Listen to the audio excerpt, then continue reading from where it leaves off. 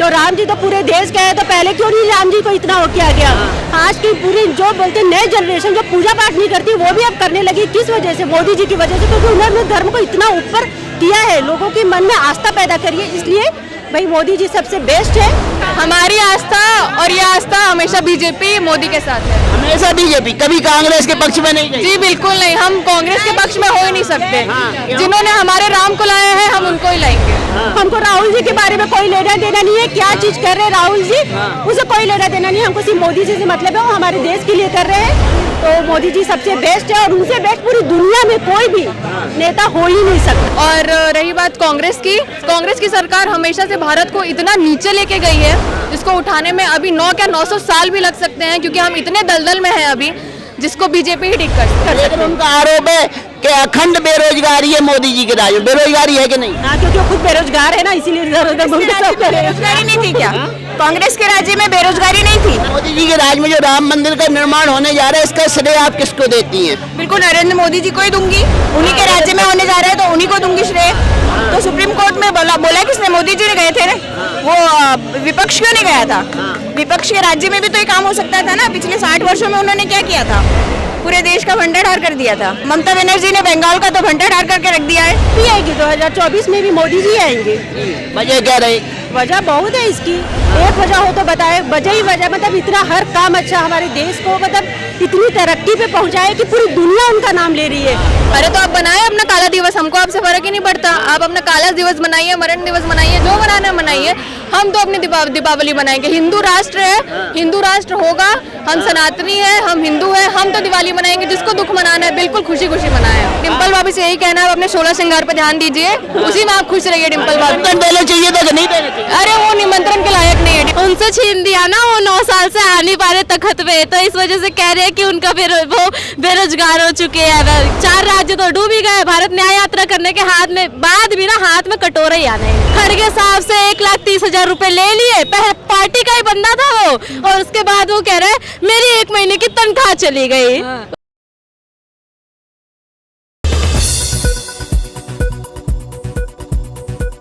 मिश्रा पूजा जी कहाँ रहती है? हम लोग छत्तीसगढ़ से आए। छत्तीसगढ़ से। जी हाँ।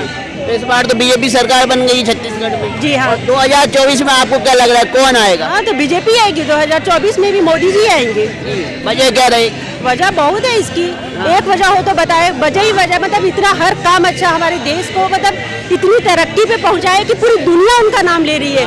पाकिस्तान जैसे लोग उनको इतना पूछ रहे हैं, तो फिर हमारी देश की तो बात ही छोड़ दो। और उन्होंने हर चीज धर्म के लिए बहुत कुछ किया, बेरोजगारों के लिए बहुत किया, हर चीज में उन्होंने बहुत अच्छा किया। इसलिए 2024 में मोदी जी ही आएंगे। लेकिन विपक्ष बार बार बोल रहा है कि राम मंदिर को मुद्दा बना रही है बीजेपी, और राम को कैप्चर कर लिया, राम को बिल्कुल मान लो किडनैप करके अपने पास रख लिया। वो उनका तो काम ही है बोलना, वो तो बोलेगी ही, क्योंकि उनको और कुछ तो आता नहीं है। तो वो मोदी जी के बारे में कुछ ना कुछ गिराने के लिए वो बोलेगी। इसलिए मेरे को विपक्ष से कोई लेना देना नहीं है, हमको सिर्फ मोदी जी से लेना है। और मोदी जी अपने देश के लिए बहुत कुछ कर रहे हैं, उनसे अच्छा कोई हो नहीं सकता प्रधानमंत्री। राम तो पूरे देश के हैं, तो केवल मोदी जी अपने आप को आगे क्यों रख रहे हैं? तो राम जी तो पूरे देश के हैं, तो पहले क्यों नहीं राम जी को इतना वो किया गया। आज की पूरी जो बोलते नए जनरेशन जो पूजा पाठ नहीं करती वो भी अब करने लगी। किस वजह से? मोदी जी की वजह से, क्योंकि उन्होंने धर्म को इतना ऊपर किया है, लोगों के मन में आस्था पैदा करी है। इसलिए भाई मोदी जी सबसे बेस्ट है।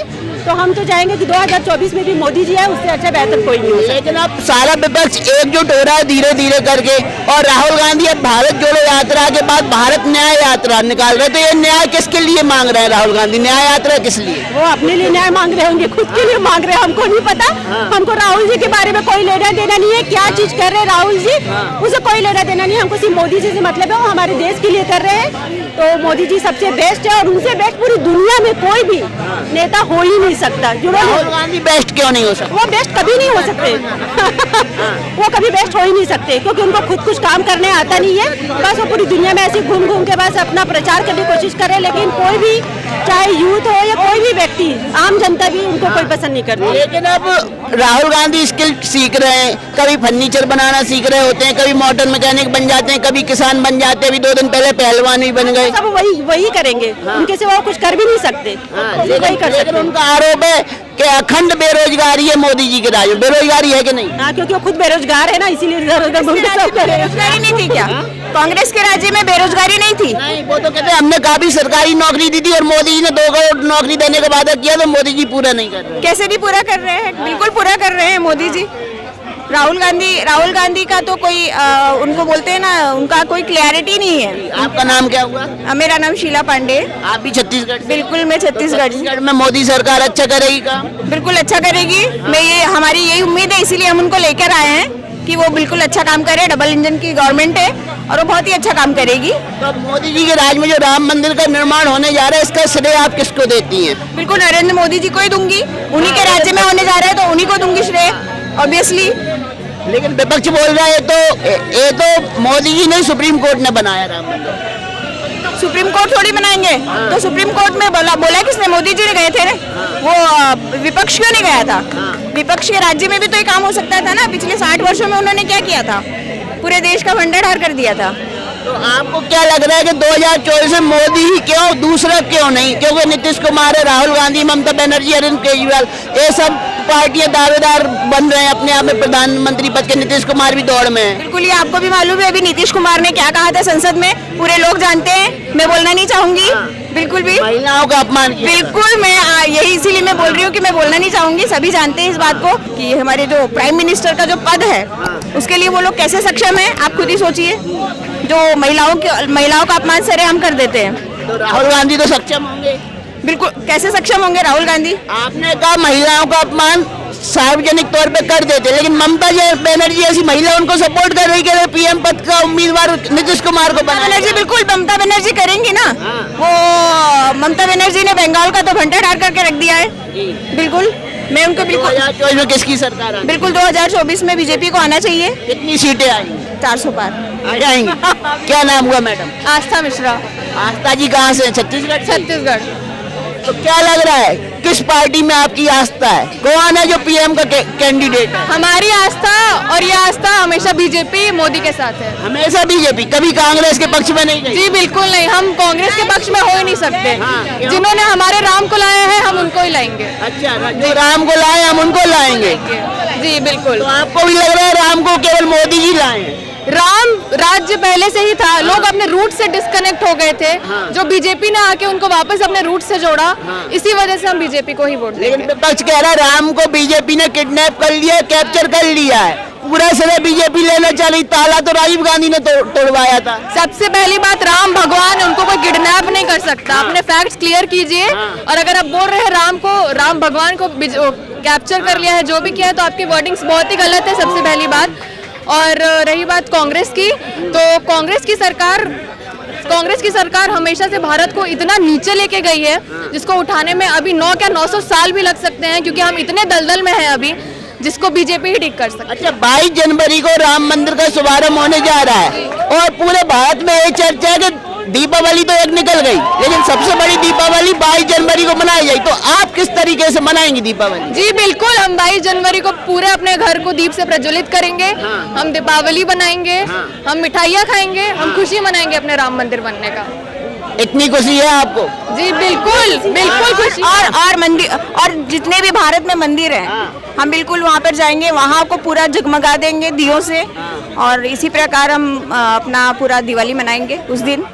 लेकिन एक समाजवादी पार्टी के नेता हैं, वो बोल रहे हैं, सांसद भी हैं वर्तमान में, वो बोल रहे हैं कि हम तो उस दिन काला दिवस मनाएंगे। मुस्लिम है नेता। अरे तो आप बनाए अपना काला दिवस, हमको आपसे फर्क ही नहीं पड़ता। आप अपना काला दिवस बनाइए, मरण दिवस बनाइए, जो बनाना है मनाइए। हम तो अपनी दीपावली बनाएंगे। हिंदू राष्ट्र है, हिंदू राष्ट्र होगा, हम सनातनी है, हम हिंदू है, हम तो दिवाली मनाएंगे। जिसको दुख मनाना है बिल्कुल खुशी खुशी मनाया। तो दीप उज्जवल किए जाएंगे उस दिन आपके घर? बिल्कुल, हम दीप प्रज्वलित करेंगे, हम खुशी मनाएंगे। और हो सके तो हम वहाँ भी जाना, हम अपने मंदिर भी जाएंगे। सभी को मनाना चाहिए उस दिन, तो सभी को अपने घर में दीपक जलाना। आप किस तरीके से महोत्सव मनाएंगी? ऐसे ही अपने घर में भाई दिए जलाएंगे। और राम जी की तो पूजा हम तो रोज करते हैं, रोज रामायण पढ़ते हैं भाई, हम तो रोज ही पढ़ते हैं। दीपोत्सव के बाद अब रामोत्सव का माहौल है पूरे देश में, तो रामोत्सव को किस तरीके से सेलिब्रेट किया जाए? सेलिब्रेट कैसे? बम फटाके, दीपावली अपने जैसे घर में दिए सजाते हैं वैसे सजाएंगे, रंगोली बना के, जैसे हम दिवाली बनाते हैं, राम जी के आने का आगमन करते हैं, वैसे ही बनाएंगे। कुछ और स्पेशल? कुछ स्पेशल बस वही, सबसे मिलेंगे, खाएं पियेंगे और क्या करेंगे, वैसे ही उत्सव मनाएंगे। अब इतना लेकिन कुछ लोगों का दिल काला हो रहा है, निगाह काली हो रही, काला दिवस बनाने की बात कर रहे वो लोग पूरे काले हैं ना दिल, इसीलिए वो उनका दिल काला ही रहेगा ना, पूरे काले, काम ही काले वाला किए हैं। तो फिर राम राज्य वाला भगवा वाला काम कैसे होगा? भगवा वाला जो काम करेगा तो भगवा होगा ना। तो जो लोग काला वाला काम कर रहे हैं तो काला चोर टाइप का काम किए तो काले ही रहेंगे ना। अखिलेश यादव और उनकी मिसेज मतलब डिम्पल भाभी को सिखाते उनको निमंत्रण नहीं दिया गया है।